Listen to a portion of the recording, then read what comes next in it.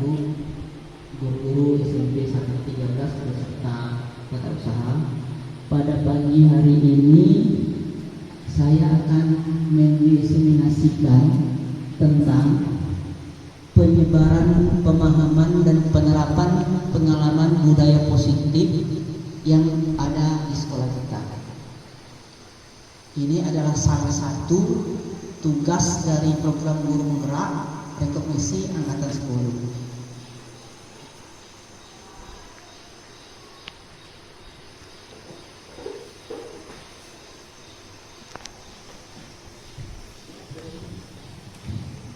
Bapak Ibu semuanya,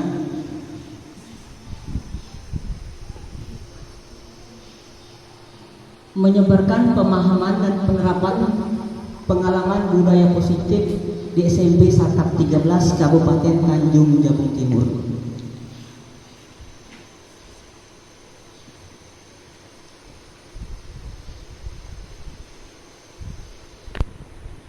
Ini Bapak Ibu adalah konsep inti budaya positif. Yang pertama itu adalah perubahan paradigma belajar. Yang kedua adalah disiplin positif. Yang ketiga adalah nilai-nilai kebajikan. Yang keempat, kebutuhan dasar manusia. Yang kelima, motivasi perilaku manusia. Yang keenam adalah posisi kontrol kita sebagai guru. Kemudian yang ketujuh, keyakinan kelas. Keyakinan kelas Bapak Ibu kita harus wajib, di mana keyakinan kelas ini adalah koridor kita dalam pelaksanaan pembelajaran agar kondusif, aman dan nyaman. Disepakati dengan siswanya, wajib dilaksanakan. Oke, yang terakhir adalah segitiga restitusi. Nanti saya jelaskan apa segitiga restitusi. Bapak Ibu sekalian, pembelajaran dengan paradigma baru, yaitu pembelajaran paradigma baru merupakan pembelajaran yang dirancang berdasarkan prinsip pembelajaran berdiferensiasi. Ingat Bapak Ibu, salah satu ciri kurikulum merdeka pembelajarannya harus berdiferensiasi. Kalau begitu Pak, 13 bisa berdiferensiasi, bisa. Artinya apa pembelajaran berdiferensiasi ini?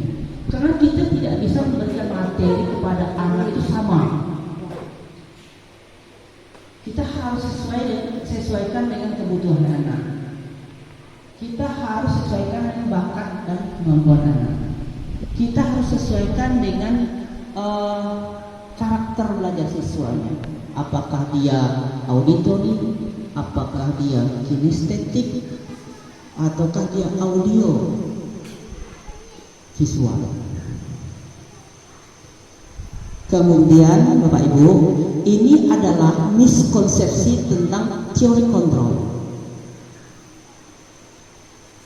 Ilusi guru mengontrol, ilusi bahwa kritik dan membuat rasa bersalah menguatkan karakter, kemudian ilusi bahwa semua penguatan positif, efektif dan bermanfaat, kemudian ilusi bahwa orang dewasa berhak memaksa. Oke, Bapak Ibu, saya terangkan. Kemudian mengubah paradigma stimulus respon ke pendekatan teori kontrol. Yang pertama, stimulus respon. Realitas kebutuhan kita sama. Teori kontrolnya apa? Realitas kebutuhan kita yang berbeda. Kemudian semua orang melihat hal yang sama. Teori kontrolnya apa? Setiap orang memiliki gambaran yang berbeda. Sampailah kepada model berpikir menang atau kalah. Kemudian teori kontrolnya model berpikir menang-menang.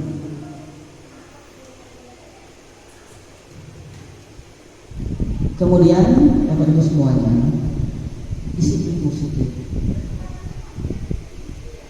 Disiplin berasal kata disiplin, yang artinya belajar. Disiplin mengacu pada disiplin diri yang memiliki tanggung jawab terhadap apa yang dilakukan. Kemudian Pak, apa sih disiplin positif itu? Disiplin positif merupakan salah satu cara penerapan disiplin yang bertujuan untuk menumbuh kembangkan kesadaran serta memberdayakan peserta didik tanpa imbalan atau reward. Jadi Pak, apakah salah kita memberikan anak-anak itu reward?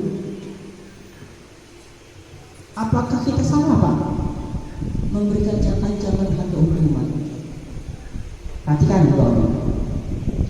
Sebagai pendidik, tujuan kita menciptakan peserta didik yang memiliki disiplin diri, sehingga mereka berperilaku kepada nilai-nilai kebajikan yang universal, memiliki motivasi intrinsik dalam dirinya dalam perubahan ke arah yang lebih baik.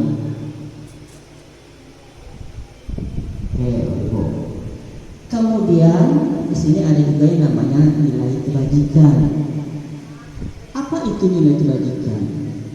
Nilai kebajikan ini adalah nilai yang disepakati bersama, lepas dari suku bangsa, agama, bahasa maupun latar belakangnya. Jadi Bapak Ibu semuanya, kita itu tidak boleh membedakan anak, oh ini dari suku Jawa, ini dari suku Sumatera, ini dari suku Bugis. Kenapa? Kita harus dipandang secara universal, holistik. Kemudian ini adalah contoh nilai kebajikan institusi atau organisasi seperti di sekolah kita. Yang pertama, profil pelajar Pancasila. Nilai ini yang harus kita kembangkan Bapak Ibu. Apa itu? Beriman dan bertakwa kepada Tuhan Yang Maha Esa. Ini adalah landasannya. Ini adalah pondasinya. Kalau siswa kita tidak beriman, tidak bertakwa kepada Tuhan Yang Maha Esa, mustahil nilai-nilai yang lain itu akan terakomodir. Kemudian, IBO Primary Years program PYP, siswa harus memiliki rasa toleransi. Toleransi artinya apa? Ketika mereka berada di satu komunitas, ada agama Islam, mereka harus menerapkan nilai toleransi di sini. Kemudian rasa hormat, jangan lupa rasa menghormat siswa kepada guru, kepada teman, kepada orang-orang yang lebih tua dari mereka harus kita jaga, harus kita tingkatkan. Kemudian menghargai, empati, kemudian keingintahuan, kreativitas, kerjasama, dan tumbuhkan percaya diri kepada siswa kita. PD ya. Kemudian yang ketiga, keterampilan hidup atau life skill. Ini wajib kita tanamkan pada budaya positif ini. Keterampilan apa itu? Yang pertama dapat dipercaya.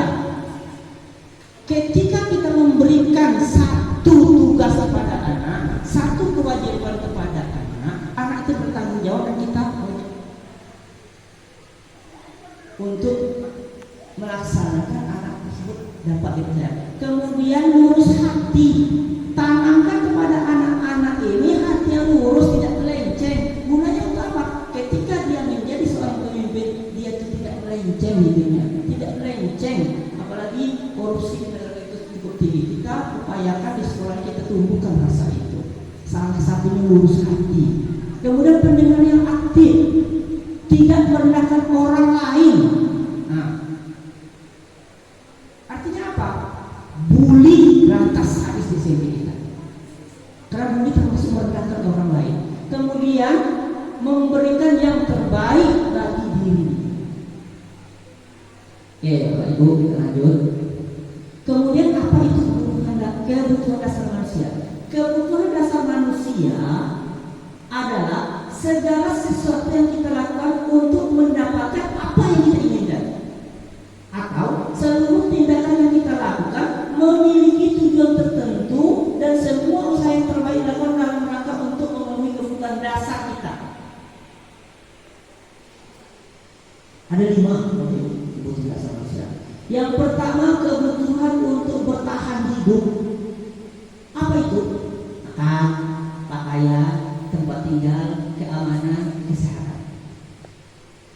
Kemudian yang kedua, rasa diterima, dipedulikan, berbagi, kerjasama, menjadi bagian dalam kelompok. Makanya ketika Bapak Ibu mengadakan kerja kelompok dengan anak-anak, jadikanlah rasa kasih sayang ini, rasa diterima, rasa menjadi bagian di dalam anak itu ditanamkan kepada anak kita. Jangan kita tanamkan prinsip mereka ego, artinya lulu bobo, jangan tanamkan seperti itu. Kemudian yang ketiga, penguasaan, harga diri, pengakuan atas kemampuan, prestasi diakui dan benar. Yang keempat adalah kebebasan. Kebebasan apa? Yang pertama, mandiri, memiliki pilihan, mencoba hal-hal baru. Mencoba hal-hal baru ini Bapak Ibu, upayakan di sekolah kita, anak-anak kita ini beri kebebasan anak-anak kita mencoba hal-hal baru, jangan larang. Tetapi kita sebagai penuntut kita yang mengarahkan. Kemudian yang terakhir adalah kesenangan, bermain. Makanya ketika jam istirahat mereka bermain, jangan digunakan untuk pembelajaran. Kemudian Bapak Ibu juga harus mempunyai jiwa humor, jangan mengajar itu kaku. Sekali-sekali humor yang sifatnya itu menetralkan suasana dalam pembelajaran, istilah ice breaking yang sederhana. Kemudian antusiasme, kemudian ada juga kesenangan tertawa hak loh untuk anak-anak. Kemudian motivasi perilaku manusia. Yang pertama itu untuk menghindari ketidaknyamanan hukuman. Ini yang dinamakan motivasi ekstrinsik. Apa itu? Untuk mendapatkan imbalan, penghargaan dari orang lain. Kemudian ada yang namanya motivasi intrinsik, yaitu motivasi yang ada di dalam diri kita. Seperti untuk menjadi orang yang mereka inginkan, menghargai diri sendiri dengan nilai-nilai yang mereka percaya. Makanya Bapak Ibu, bangunlah dua motivasi ini. Pertama motivasi intrinsik, yang kedua motivasi ekstrinsik. Motivasi yang ada dalam diri kita, diri anak kita, kemudian motivasi yang ada dari luar. Kemudian kita akan berbicara tentang hukuman, konsekuensi, dan restitusi. Apa itu hukuman? Hukuman itu tidak terencana, tiba-tiba. Murid tidak tahu apa-apa yang terjadi, tidak dilibatkan, bersifat satu arah, berupa hukuman fisik. Nah, saya minta Bapak Ibu sebagai kepala sekolah di sini, jangan pernah kita memberikan hukuman fisik kepada anak-anak yang sifatnya tidak mendidik. Pak, misalnya ada anak tidak mengerjakan PR, kita suruh mengerjakan tulisan saya tidak akan mengulangi sebanyak 1000 kali di lembar. Logika berpikir kita Bapak Ibu, ketika anak mengerjakan itu, saya berjanji tidak akan mengerjakan PR 1000 kali, apakah itu bermanfaat? Tidak bermanfaat seperti itu. Tetapi lakukanlah coaching pada diri anak sehingga dia menemukan solusi pada diri dia. Kita hanya mengarahkan, kita hanya sebagai fasilitator. Kemudian apa itu konsekuensi? Konsekuensi itu ada terencana, disepakati antara guru dengan siswa. Contoh. Konsekuensi itu sudah kita sepakati. Anak-anak ketika kita masuk jam 7.30, ternyata ada yang terlambat, silakan lapor guru tiket dulu baru diizinkan masuk. Itu konsekuensi. Yang kedua, anak-anak ketika terlambat masuk ke sekolah tanpa alasan, misalnya kan, silakan duduk di belakang, jangan mengganggu, ikuti pelajaran. Itu konsekuensi. Kemudian murid tetap dibuat tidak nyaman. Sikap guru selalu memonitor murid. Kemudian apa itu restitusi? Restitusi proses menciptakan kondisi bagi murid untuk memperbaiki kesalahan. Ingat, restitusi ini ini adalah sebuah proses. Ketika anak salah, dia menyadari kesalahan dia dan melakukan perbaikan kesalahan itu dari diri sendiri, yang kita paksa, bukan kehendak kita. Itu restitusi. Sebagai contoh, salah satu siswa kita datang terlambat. Ternyata malamnya dia itu begadang pergi ke pasar malam. Sementara dia itu besok sekolah. Terlambat, pembelajaran sudah 1,5 jam dia baru datang. Itu kan melanggar keyakinan kelas. Melanggar keyakinan kelas karena mengganggu yang lain. Kita panggil dia, kita netralkan suasananya, situasi si anak. Jangan langsung divonis. Kamu terlambat, kamu tidak boleh belajar. Tidak seperti itu. Kita tanya dulu. Kalau dia merasa dirinya saya, Pak, Bu, saya malam tadi pergi nonton pasar malam, pulang jam 11, tidur jam 12, saya ini terlambat. Jangan langsung divonis anak itu salah restitusi. Tetapi kita netralkan suasana. Kita yakinkan dia bahwa itu perbuatan dia yang salah. Bagaimana proses dia untuk memperbaiki dirinya supaya kesalahan itu tidak terjadi lagi. Oke, Ibu.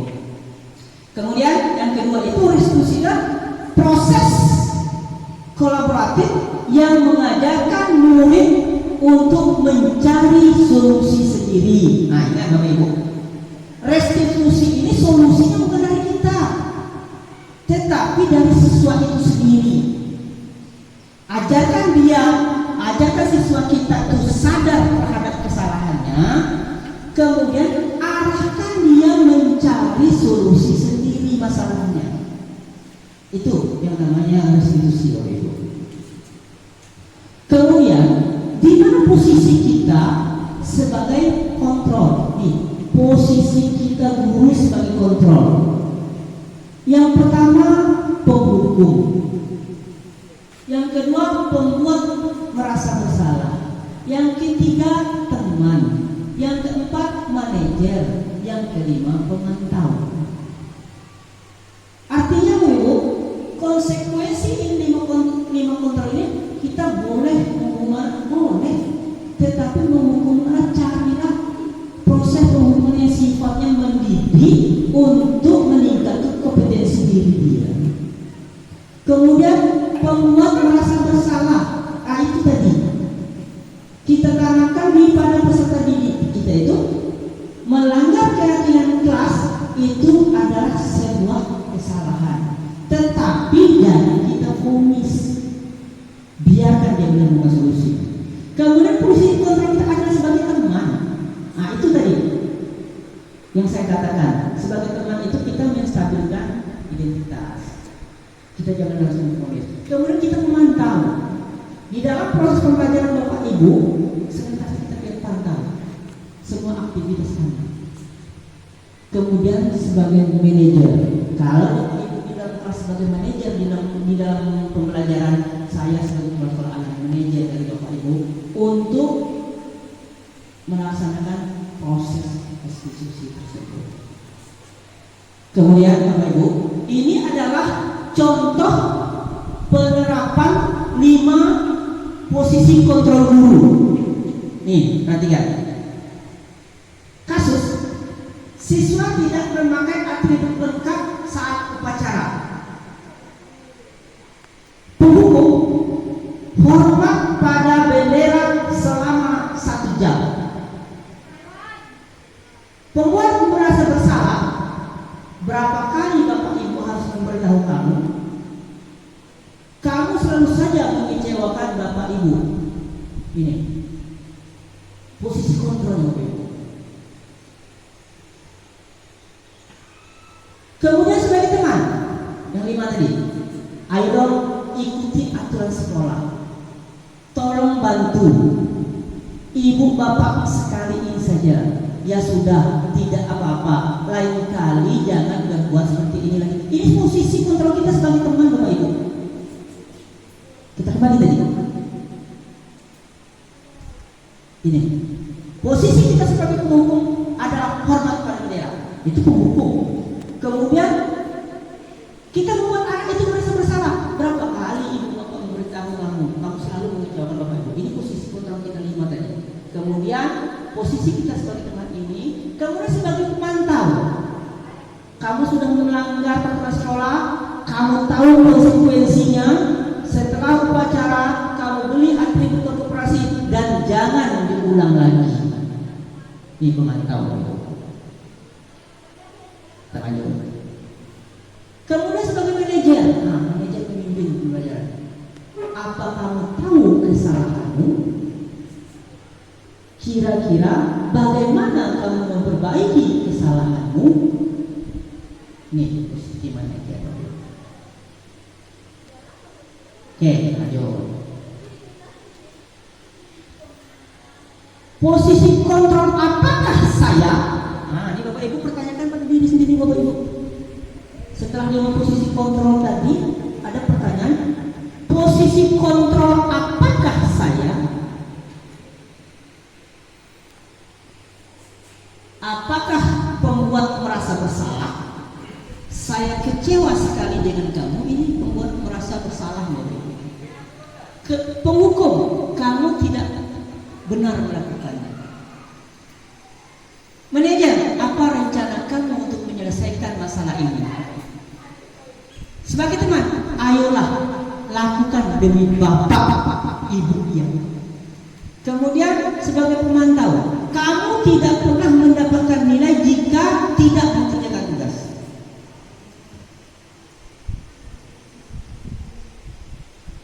Timbul atau hal yang terpenting dari proses budaya positif yang dipelajari oleh kaum guru penggerak adalah keyakinan kelas.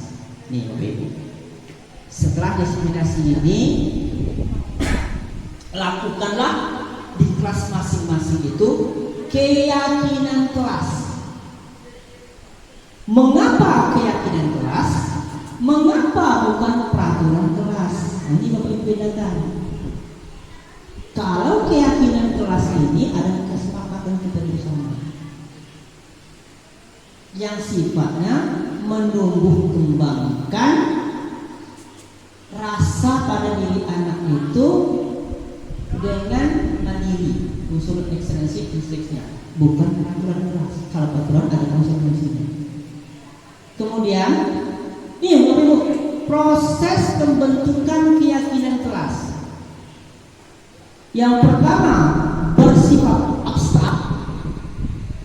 Yang kedua berupa pernyataan universal yang sifatnya umum. Yang ketiga dibuat dalam pernyataan positif. Yang keempat sedikit saja agar mudah diingat. Jadi Bapak Ibu, keyakinan kelas itu tidak perlu banyak-banyak, sedikit saja, tapi diyakini bersama, dilaksanakan bersama, diingat bersama. Berikutnya, sesuai dengan kondisi kelas dan sekolah sehingga mudah diterapkan. Makanya Bapak Ibu, keyakinan kelas itu kita buat sesuaikan dengan kondisi kelas kita. Pak, apakah keyakinan kelasnya harus sama setiap kelas? Tidak harus. Tidak harus, sesuaikan. Terutama kondisi sekolahnya. Kemudian semua warga sekolah dilibatkan dalam membuat keyakinan kelas. Semua terlibat. Kemudian pembentukan keyakinan kelas atau kesepakatan kelas. Jadi sekarang Bapak Ibu saya akan jelaskan apa itu segitiga restitusi. Ini intinya. Bapak Ibu, segitiga restitusi adalah suatu proses dialog yang dijalankan oleh guru agar dapat menghasilkan murid yang mandiri dan bertanggung jawab. Nah, restitusi itu dialog Bapak Ibu. Apa komponen dari segitiga restitusi ini?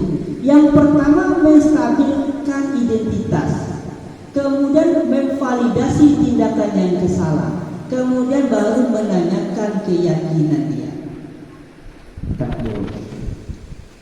Bapak Ibu, apa itu menstabilkan identitas? Menstabilkan identitas adalah berdasarkan prinsip membuat kesalahan adalah bagian dari proses pembelajaran. Jadi Bapak Ibu, ketika menstabilkan identitas jangan langsung fokus anak itu salah. Tapi ingat, berdasarkan prinsip kesalahan itu adalah proses pembelajaran. Contohnya apa? Mengatakan kepada anak, berbuat salah itu wajar. Bapak juga pernah salah, ibu juga pernah salah. Kemudian tidak ada manusia yang sempurna. Supaya apa? Supaya anak ini tidak terpojok, supaya anak ini tidak tambah merasa bersalah. Kita netral dulu, satukan dulu. Kemudian bapak ibu juga pernah melakukan kesalahan. Kita kasih tahu si anak itu. Makanya dikatakan tidak ada manusia yang sempurna. Kemudian berikutnya, ibu bapak tidak mau mencari siapa yang salah. Nah contoh, misalnya ada dua kasus, anak ini misalnya berkelahi segala, jangan langsung memvonis anak itu, oh kamu salah, ini salah, jangan langsung memvonis. Tapi kita katakan, ibu bapak tidak mencari siapa yang salah, tapi bapak ingin mencari solusi dari permasalahan ini. Ketika dua orang berkonflik atau satu anak berkonflik, kita katakan ini. Kemudian kamu berhak merasa begitu. Kemudian berikutnya validasi tindakan yang salah. Apa itu? Berdasarkan prinsip setiap perilaku berupaya memenuhi suatu kebutuhan tertentu. Apa contohnya? Kamu pasti punya alasan mengapa melakukan ini. Kemudian, padahal kamu bisa melakukan yang lebih buruk daripada yang ini. Padahal, tapi dia tidak melakukan. Kemudian, kamu melakukannya karena mempertahankan sesuatu yang penting bagi. Jadi kita tidak ada istilahnya segitiga restitusi ini memojokkan anak. Tidak ada. Terakhir, lalu kita tanyakan keyakinan dia. Berdasarkan prinsip teori kontrol, bahwa pada dasarnya kita termotivasi secara intrinsik. Tanyakan keyakinan diri dia. Makanya motivasi intrinsik, motivasi ada pada diri anak itu. Apa contoh pertanyaannya? Apa keyakinan kelas kita? Kembali kepada dia. Mereka sudah membuat keyakinan kelas, mereka sudah melanggar, tanyakan. Kemudian nilai apa yang telah kita sepakati bersama? Kembalikan ke dia dulu semuanya. Kemudian seperti apa gambaran kelas yang ideal menurut kamu? Ini menanyakan keyakinan yang telah mereka buat di awalnya. Kemudian kamu ingin menjadi orang seperti apa? Ini baru menanyakan keyakinan kelas. Contoh penerapan restitusi. Nih, anaknya dipanggil. Kemudian terakhir, Bapak Ibu, dalam penerapan budaya positif ini, hendaknya guru memiliki standar kepribadian profesional, sosial, baik di mana guru mampu merefleksikan dirinya pada posisi kontrol, bagaimana perjalanan dirinya sebagai manajer yang menuntun muridnya menjadi insan yang mandiri dan bertanggung jawab. Ingat Bapak Ibu, kita harus menempatkan diri kita itu sebagai manajer, bukan eksekutor. Baru Bapak Ibu, terakhir terima kasih. Sebelum Waalaikumsalam.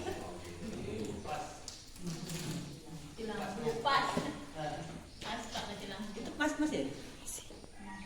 Udahlah potong itu lah.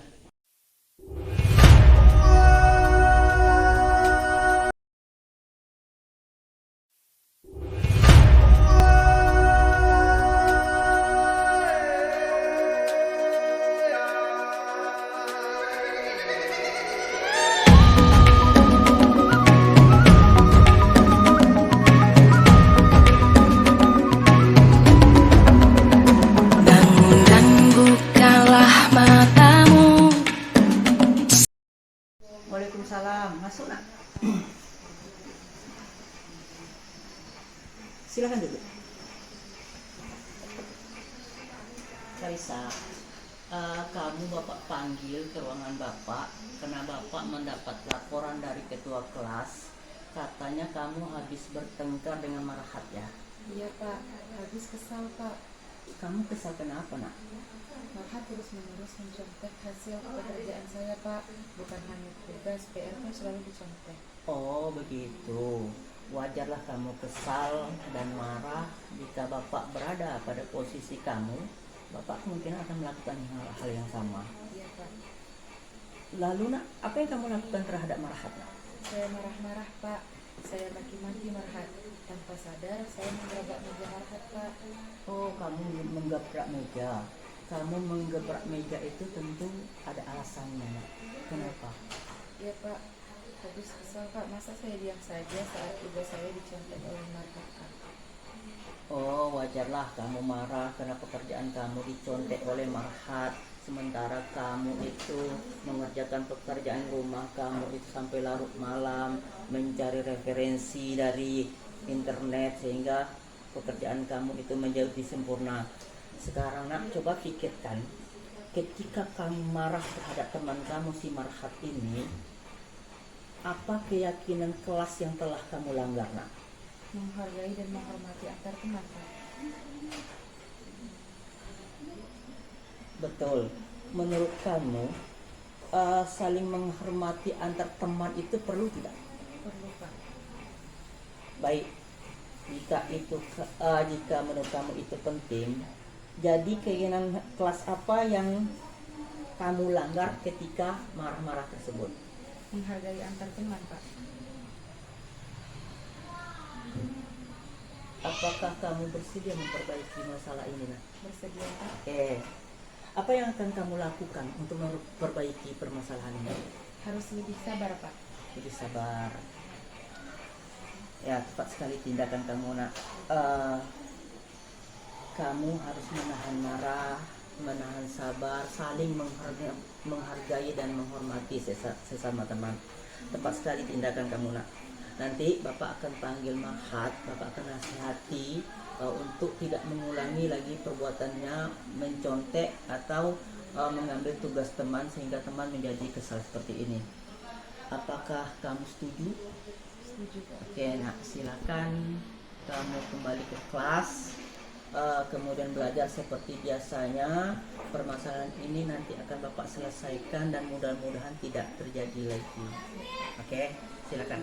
Terima kasih ya Pak. Oke, Fadil. Warahmatullahi wabarakatuh. Perkenalkan, nama saya Karissa Safitri. Saya dari kelas 9 SMP Seter 13 Tanjung Jabung Timur. Saya telah melakukan kesalahan dan dipanggil oleh Pak Adianto. Namun Pak Adi tidak menghakimi saya. Justru saya diajak berdiskusi agar dapat mengendalikan amarah saya akibat perlakuan teman sekelas saya. Dan saya akan berusaha untuk lebih sabar lagi dan dapat menghargai teman-teman sekelas saya. Sekian dari saya. Wassalamualaikum warahmatullahi wabarakatuh.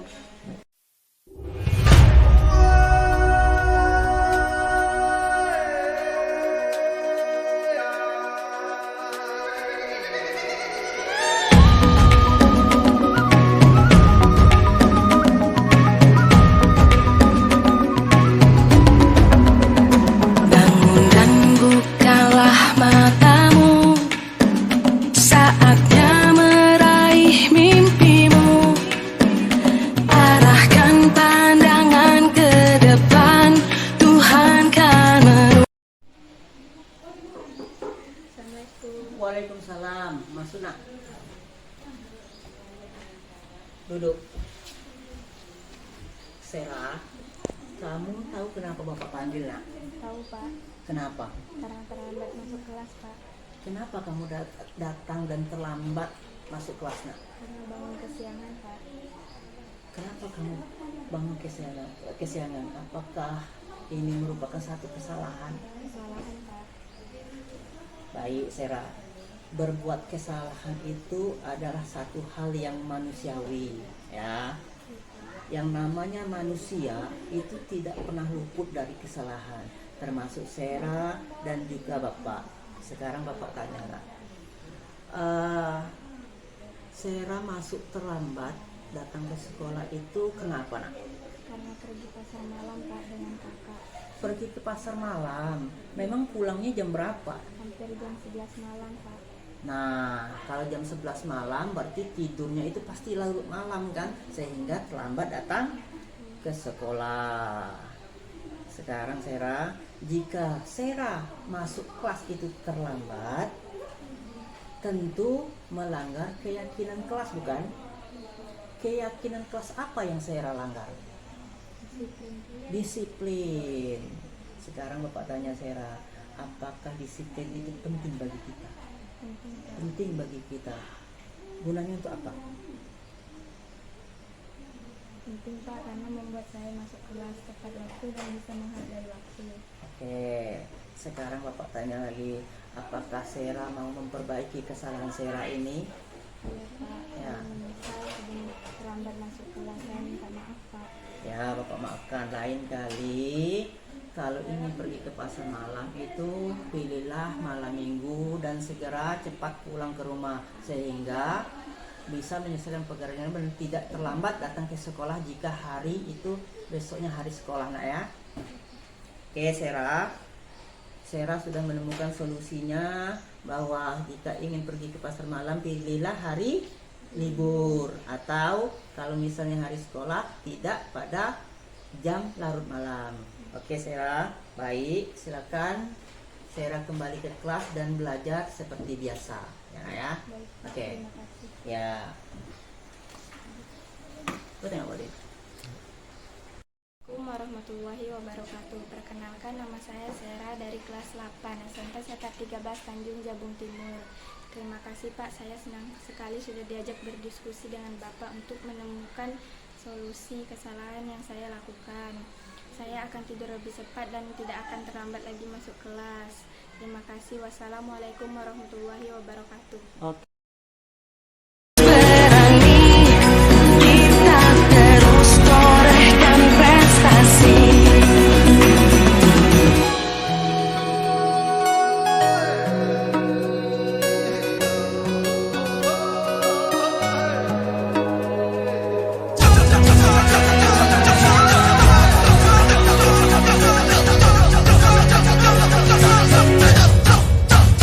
Kita pelajar Pancasila, kita bernafas dalam sila-silanya. Kita pelajar Pancasila, ayo kita jaga untuk Indonesia. Kita pelajar Pancasila, kita bernafas dalam sila-silanya.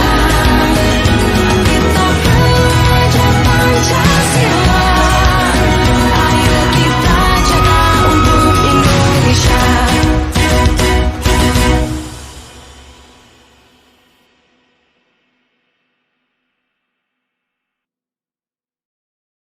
Assalamualaikum warahmatullahi wabarakatuh. Perkenalkan, nama saya Adianto. Saya calon guru penggerak angkatan 10 rekognisi, yang mana pada kesempatan kali ini saya akan merefleksikan tentang modul 1.4 budaya positif yang saya implementasikan di sekolah saya. Bapak Ibu sekalian yang saya hormati, sebagaimana kita ketahui bahwa modul 1.4 adalah modul yang esensial di antara modul-modul satu yang kita pelajari.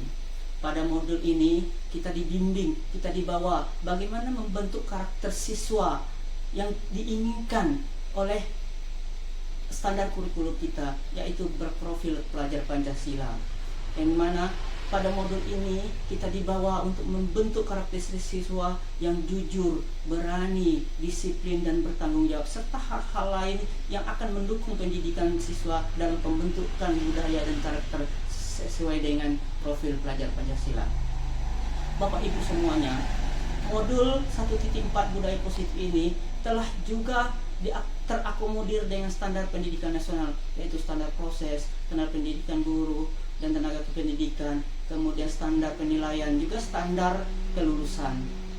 Yang mana modul tersebut juga dapat kita implementasikan di sekolah berdasarkan keadaan sekolah kita, berdasarkan lingkungan sekolah kita sehingga dapat mendukung capaian visi misi sekolah.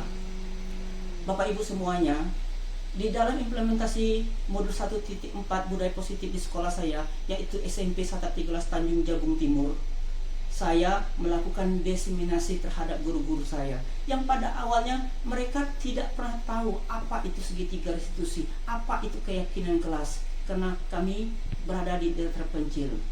Tidak ada guru penggerak, apalagi sekolah penggerak. Setelah saya mengikuti pendidikan guru penggerak rekognisi ini, banyak hal yang saya dapat dari modul 1.4 ini. Salah satunya yaitu bagaimana menerapkan segitiga restitusi di sekolah saya. Pada waktu saya menerapkan mendiseminasikan segitiga restitusi ini, guru-guru saya tersebut sangat antusias. Banyak hal baru yang mereka dapatkan, dan saya berharap kepada mereka implementasikan di kelas masing-masing dan sekolah. Di sisi lain, budaya positif juga mengajarkan kita bagaimana pembentukan keyakinan kelas. Di dalam diseminasi tersebut, saya menjadi pionir, saya memberi contoh bagaimana melaksanakan keyakinan kelas, sehingga anak-anak diajarkan untuk bertanggung jawab, anak-anak diajarkan untuk jujur, anak diajarkan untuk bergotong royong, anak-anak diajarkan untuk tahu jati diri bangsa kita. Bapak Ibu semuanya, setelah saya diseminasikan budaya positif di sekolah saya berdasarkan modul 1.4, alhamdulillah kegiatan-kegiatan di sekolah saya selalu berpedoman pada pembentukan karakter siswa. Kedepannya saya berharap ada modul lain yang tersinkron dengan budaya positif ini, sehingga pendidikan karakter siswa kita umumnya di pendidikan di Indonesia akan terus semakin membaik. Bapak Ibu semuanya, saya juga melakukan banyak kolaborasi dengan teman-teman CGP reguler lainnya. Bagaimana mereka menerapkan budaya-budaya positif di sekolah mereka, sehingga praktik-praktik baik mereka dapat saya adopsi, dapat saya implementasikan, dan dapat saya kolaborasikan dengan rekan-rekan majelis guru saya. Luar biasa, modul 1.4 ini memberikan kita wawasan baru untuk pembentukan karakter siswa. Bahwasanya pembelajaran itu tidak hanya kita belajar dari lingkungan, tidak hanya kita belajar dari alam sekitar kita. Pembelajaran itu dapat juga kita ambil dari kegiatan-kegiatan yang ada di daerah lain. Akhir kata, wabillahi taufiq wal hidayah. Assalamualaikum warahmatullahi wabarakatuh. Salam guru penggerak.